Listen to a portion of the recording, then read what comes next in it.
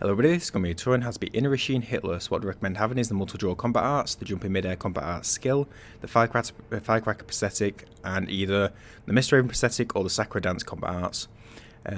Also to speed up the fight, a couple of Yash Sugars, a couple of Divine Confettis, and Ceremonial Tanso can be useful. This is going to be focused just on the specifics of Inner Isshin, all general Isshin Sword Saint attacks. I'll put a link to that tutorial below. This will just be on specifics of Inner Isshin. So starting off, he'll almost always start with this mortal draw attack, so we firecracker and go in for a thrust. I do the thrust a bit early, so we hit vitality. You want to be getting it so he deflects. I did a bit early, so I waited and reacted to what he was doing. Reason why we want to do the thrusts, so here when he does this pattern, we do the thrust, we get one hit in and then go into a thrust. The reason we do the thrust is that he's got an instant hilt attack, Inner Isshin does, and the only way to avoid that is to force him into deflects. This up-down strike goes straight into a thrust. The push thrust, we want to be doing a sword attack and then mikiriing. But that first phase, attacking only through thrust attacks to stop that instant hilt thrust that you can do. Same start as second phase, hit once so he gets into second phase immediately. This is the second thing Inner Isshin can do, it jumps out of the way. I just run out of the way for this one. The other variation is where he does a mikiri, in which case just mikiri. He does a thrust, in which case we mikiri. This dash back, this jump back, remember to dash forward only when the spear is over his shoulder. That's the timing for that. And then dash forward and get a couple of hits in, or to speed up the fight you can also do this, where you jump in, firecracker, and do a jumping mortal draw. Only do one jumping mortal draw. If you do two, it can get you. So it's over his shoulder, we dash forward, use firecrackers, and we use a jumping mortal draw, and then react.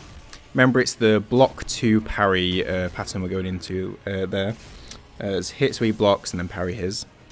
More details in the Sword Saint one. Sakura dance for lightning. This is how we're going to redirect it.